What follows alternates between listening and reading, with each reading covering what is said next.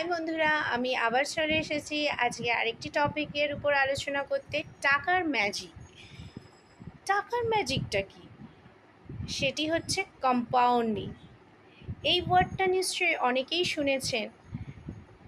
যে কম্পাউন্ডিংটা হয় কিভাবে? আপনি কি জানেন ছোট অঙ্কের টাকাও সময়ের সাথে সাথে অনেক বড় অঙ্কে রূপান্তরিত হতে পারে?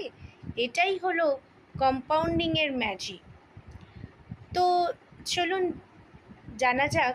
কম্পাউন্ডিং মানে আপনার টাকার উপর সুদ, আর সেই সুদের উপর আবার সুদ আসা।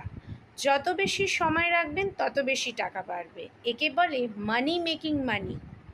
তাহলে এবার উদাহরণে আসি।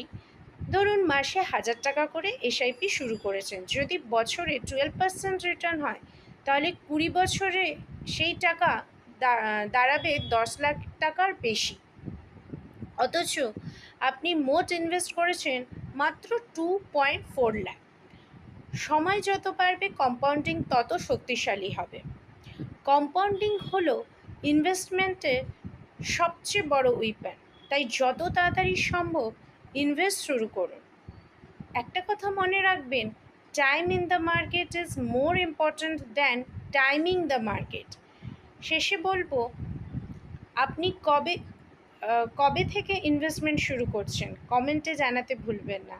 যদি ভিডিওটি ভালো লেগে থাকে তাহলে অবশ্যই লাইক, শেয়ার, সাবস্ক্রাইব করতে ভুলবেন না।